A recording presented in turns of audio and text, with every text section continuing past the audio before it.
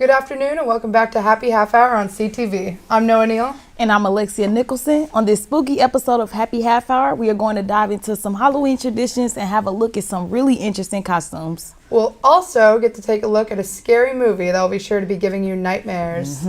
Well, good thing I wasn't looking forward to a good night's sleep. Well, don't worry yet, because we'll get a break from all the scariness later in the show when Mason Harding sits down with Jake Woofter, a talented DJ who is also a student here at UCM. That's what's up. Something like that. Have you heard of DJ Subwoofter before? I've heard of our classmate Jake, that he makes music, but I didn't know he was this legit. Well, before we start scaring you all away, we must introduce this week's version of Average Joe versus Pro. This week's segment is going to look a little different as Jason will take on his competition right here on set. Let's take it over to Jason now and see what he's gotten himself into this time.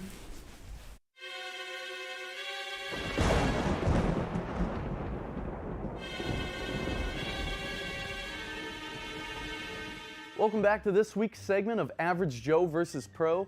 This week's going to be the Halloween edition. I have an art student with me. I'm going to let her introduce herself, and then I'll explain what we're going to be doing today. Okay, I am Sarah. I am a graphic design major. I've taken quite a few sculpture classes over the years. I'm currently in Sculpture 3. And I'm excited to do some pumpkin carving today. Yep, that's what it's going to be, folks. We're going to get the pumpkin carving contest going underway here pretty soon. We're going to go change into the Halloween costumes, get the tarp and everything set up. We'll be right back with some updates on it. Now, how are we supposed to expect Jason to compete against an art major in a pumpkin carving contest? I think that's like the beauty of it. Like almost every segment he's going to lose. I'm still very excited to see what they both come up with. Same. I've seen a lot of cool jack-o'-lanterns around town this year. Fun fact, do you know where the jack-o'-lanterns originated from, Alexia? I can't say I do. Jack-o'-lantern comes from an Irish folktale about a man named Stingy Jack. Irish immigrants brought the tradition to America, home of the pumpkin, and it became an integral part of Halloween festivities. Don't ask me about Stingy Jack, though. I'd have to kill ya. Well, before that happens, let's move on to our next Halloween tradition. With the Halloween season sadly coming to an end, many people are still trying to get their money's worth out of their costumes. Ain't that the truth, Noah? So we've got a few of our crew members in costumes for this Halloween edition of Fit Check.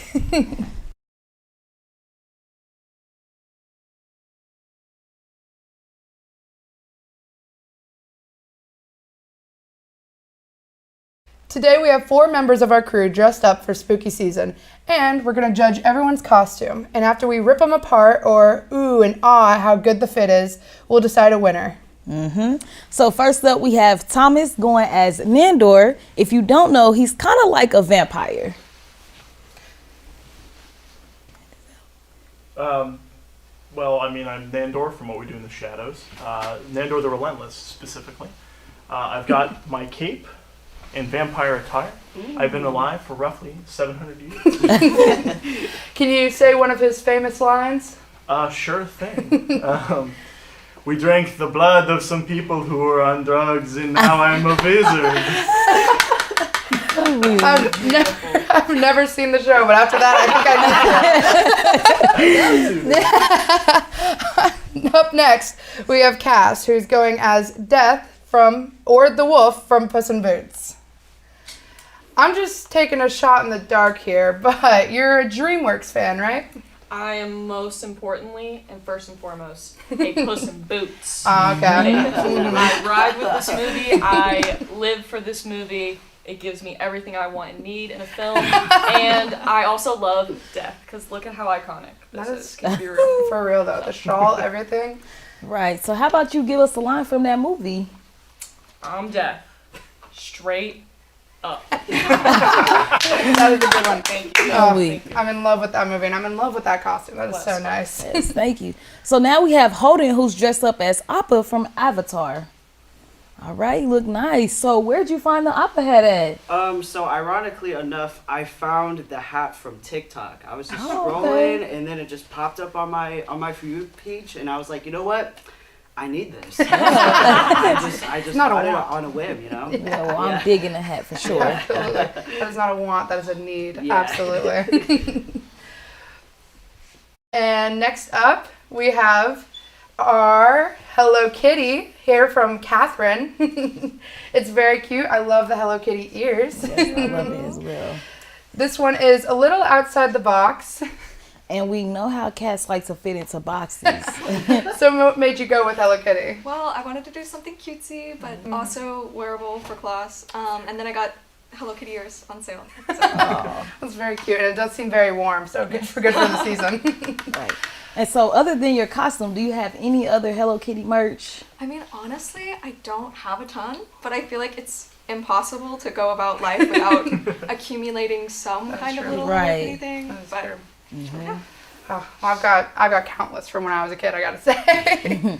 Okay, Alexia, it's time to pick a winner. Who's wearing your favorite fit today? Oh my gosh, this is so hard. I don't know.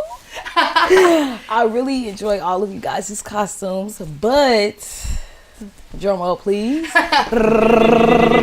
I'm going with Hello Kitty. I gotta say, I cannot go without saying my runner-up because it is an amazing fit and I do love it. I love the death costume. It is great. But I am gonna have to agree. It's very cutesy, very warm. I gotta go with Hello Kitty as well. Very cute costumes, all of you guys. All right, there you have it. Catherine is our winner for today. That's going to do it for this spooky edition of Fit Check. And we're going to head into a quick commercial break, but don't go anywhere because you are watching Happy Half Hour on CTV.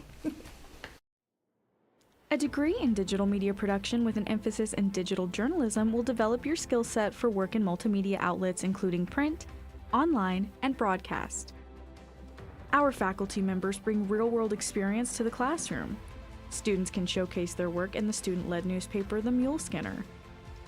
For more information on this or other concentrations within the digital media production programs, please visit ucmo.edu/DMP. A degree in digital media production with an emphasis on live studio and remote will enhance your knowledge in multi-camera studio shows as well as multi-camera live event productions. Our professors bring real-world experience into the classroom and students can showcase their work through different media outlets including live streaming and UCM CTV. For more information on this or other concentrations within the digital media production programs, please visit ucmo.edu/DMP. A degree in digital media production with an emphasis in audio will enhance your skill set for work in radio, television, film, and beyond. Our faculty members bring real-world experience to the classroom, and students can showcase their work on UCM Radio The Beat, as well as in film projects and live events. For more information on this or other concentrations within the digital media production program, please visit ucmo.edu/DMP.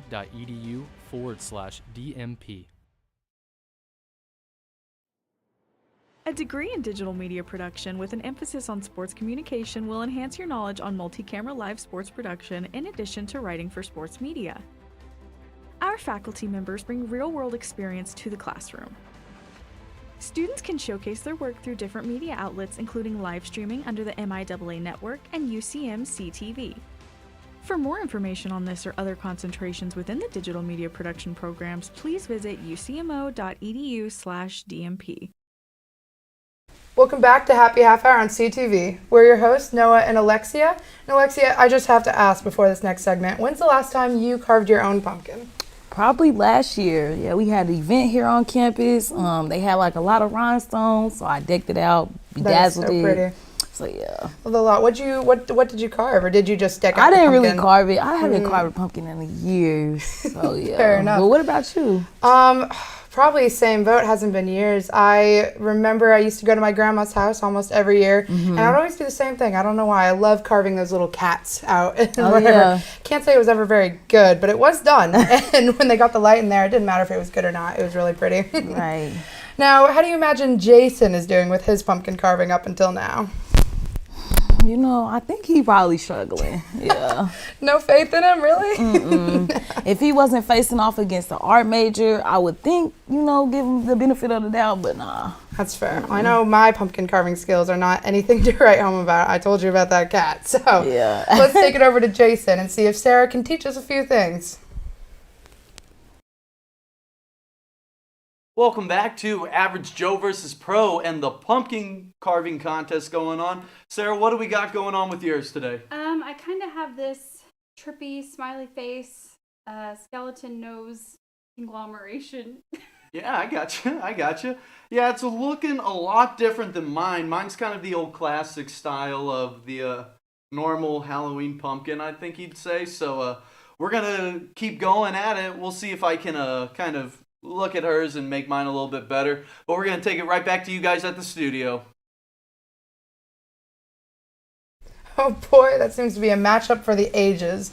Maybe Jason has a chance. Maybe he does. It's definitely getting intense. You never know. Jason is due for a win. Ain't that true? This next segment is the one I've been waiting for. We are honored to be able to showcase a movie that was produced by some of the students in the digital media department. These students are a part of MCA, Media Creators Association, and have worked hard on scaring us to the core. Here is The Night Skipper.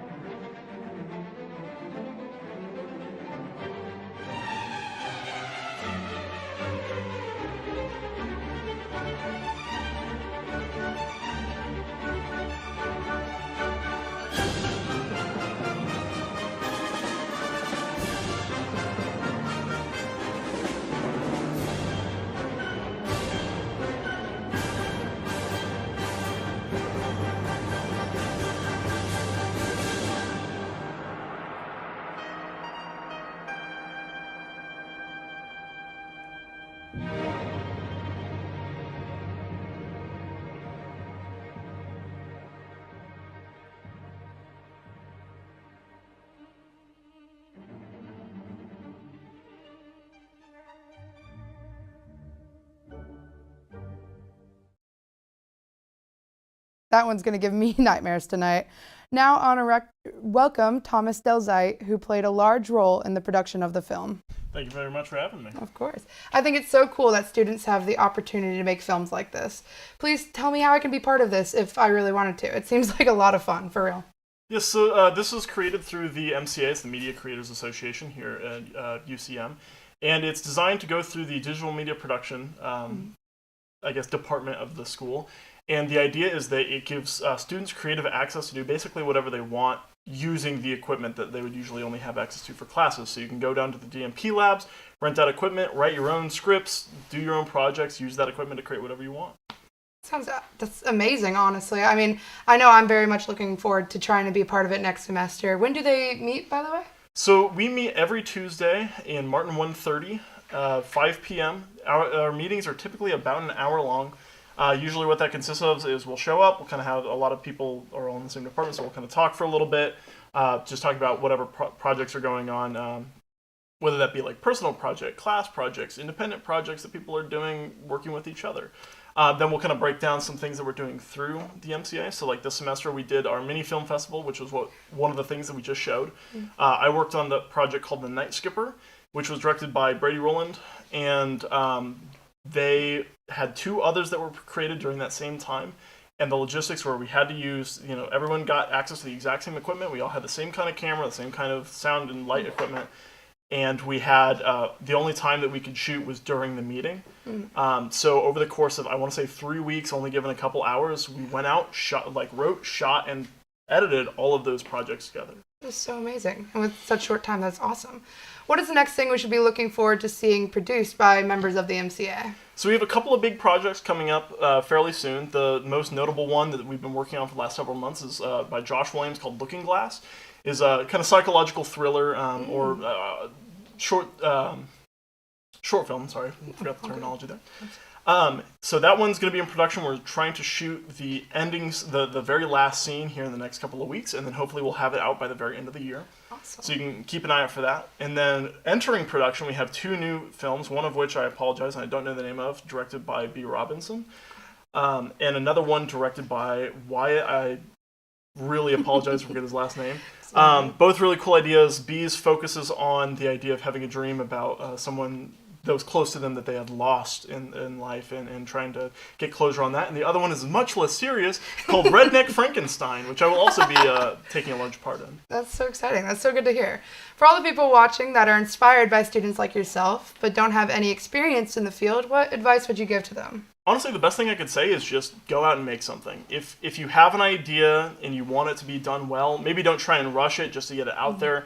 But take your time with it, have fun with it, find people that you enjoy working with, which is something that for a lot of people it's easier said than done. And that's why I can't stress enough that if you are interested in doing something like this, meet up with the Media Creators Association. We've got so many members who are interested in doing independent creations outside of class, and all of them are very dedicated to making good content. So if you're interested in doing something like that, even if you just have an idea, something that you want to see through, but you don't have the means to do it, talk to the MCA and we'll get it made for you. Awesome. Well, I think that is amazing advice, and thank you so much for joining us today, Thomas. Yeah, of course, it's good to be here. Look out for more from Thomas and other students involved in the MCA, because I know for a fact I will be on the lookout nonstop, and they are the bee's knees. We're going to head to a quick break, but stay tuned for when we come back on Happy Half Hour.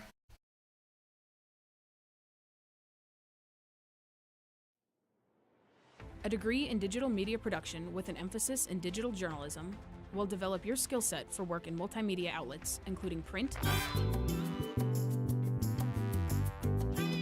The culture around music has changed now, but it did change my whole life. I think that's awesome, because you're not beholden to the record labels.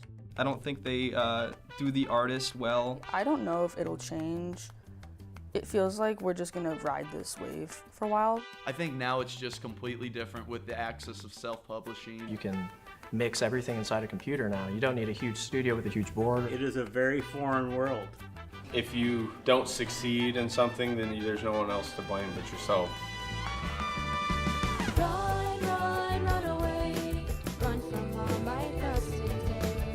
Run, run, run away, run until I get away. Run for the outer space, a place I'll go when I say. Run, run, run away until that day.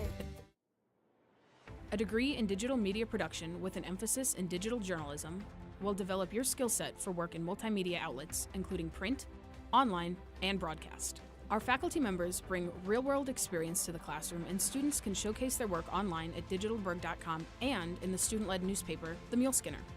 For more information on this or other concentrations within the digital media production program, please visit ucmo.edu/DMP.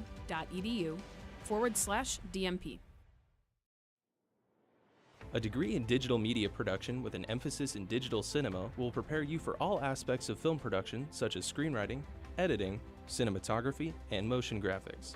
Our faculty members bring real-world experience to. Welcome back to Happy Half Hour on CTV. I'm loving your costume, by the way, Noah. Thank you. Yes. I am kind of proud of it, even if it was super last minute. The glasses are quite literally my own personal prescribed glasses, and I've had this robe for years. But It is still a lot of fun every time I get to put this on and pretend to be Harry Potter for a day. And I do love yours as well. It is so adorable. Thank you. I love it. You know, I'm really just like a Bratz doll. Definitely put together last minute, but I definitely looked at like, you know, just inspiration. They definitely have the furry headbands, the fur coats, leather jackets. So yeah. I love it a lot. We didn't make the Travis Kelce and Taylor Swift costume happen, but there is always next year. Correct. It's always next year. If they make it to make, you know, if they make it. I don't know. I believe in them a little bit. Travis Kelce seems silly enough. We'll see. I've been hearing rumors, so I'm not gonna. You know, yeah. I'll keep that to myself.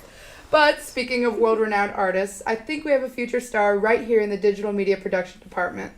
That's right. Mr. Subwoofter sat down with Mason Harding and showed him how he creates his music. I'm ready to dance. Let's take it over to One Night Only with Mason Harding.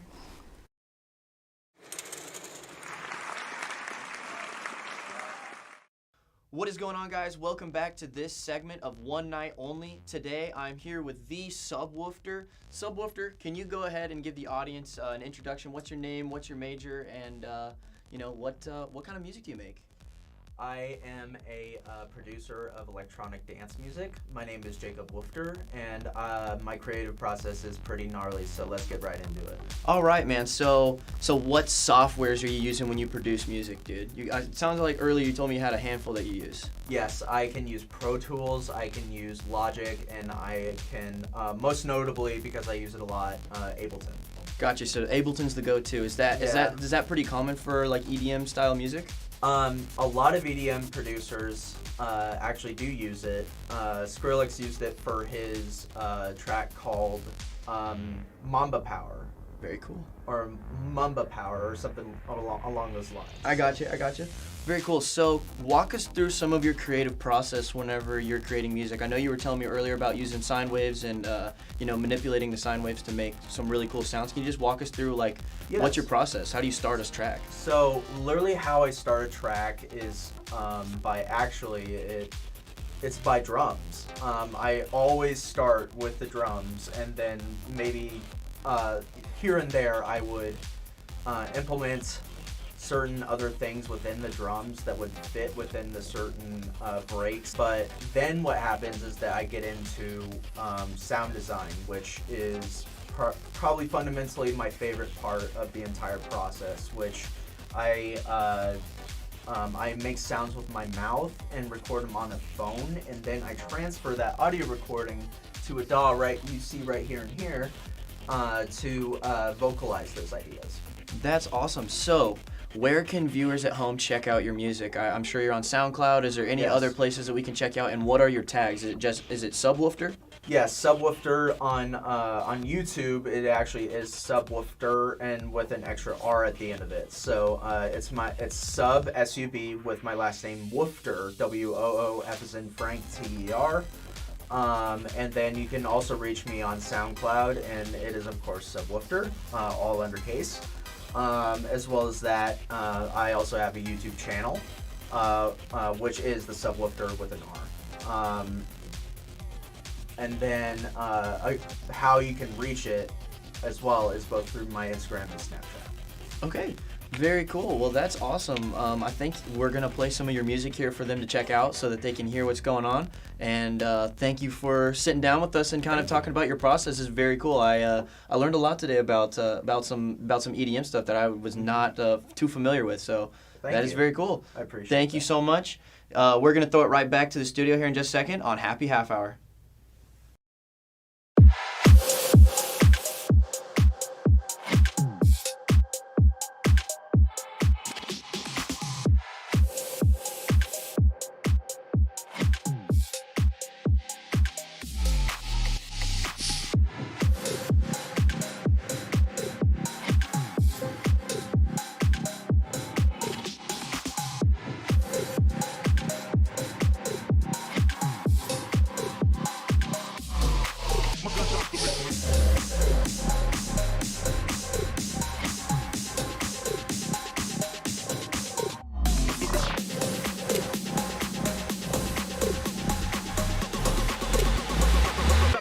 Gunshots will make you levitate them.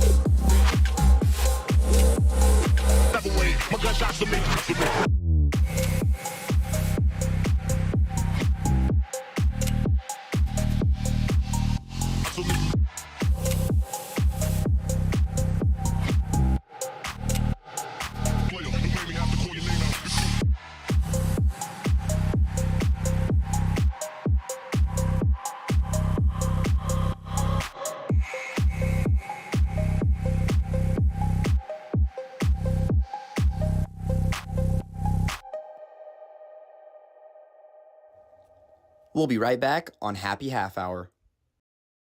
That was something. Not gonna lie, we were breakdancing the entire time. We killed it. The video was tripping me out though. For sure. I wonder how I made it. Anyway, I'm getting some updates that the pumpkin carving has been completed and we are ready to see the finished products. Over to you, Jason.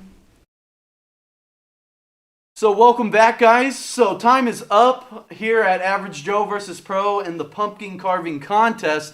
We're going to take a look at both of ours real quick. So Sarah, kind of talk us through your finishing pumpkin.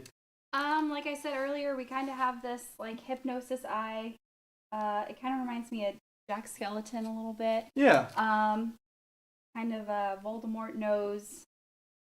Just a really big wide grin. I don't really. Don't look at me. Just keep going. That's... But yeah, yours is really good. Yeah, I still think it's better than mine. That's why I threw the last second finishing touches on it with the classic old jack-o'-lantern that we've got going on here with the normal kind of look. I did, however, decide to really get creative with it and throw the 2 toothpicks on there, make it a little sharp really teeth. Creative. So let's shoot it back over to the main studio to see whose one is the better pumpkin. So back to you guys. That was a lot of fun to watch, and glad Sarah could make it into the studio today. But the question is, what pumpkin is your favorite? Honestly, they were both magnificent, and I love the swirly eyes on Sarah's, but also I love the defined teeth on Jason's for sure. I don't know. It's a tough choice. It really is. I would probably have to say Jason's has caught my eye a bit more, honestly. Yeah. It might be time to finally give him a win. I don't know. I think it's time to give him a win because I like Jason's pumpkin as well. Yeah. I think it is decided. I think that we are running out of time and that we got to give Jason that win. That was so much fun, and thank you all for joining us on this special episode. You're watching Happy Half Hour on CTV. And good luck with those nightmares tonight. Cheers.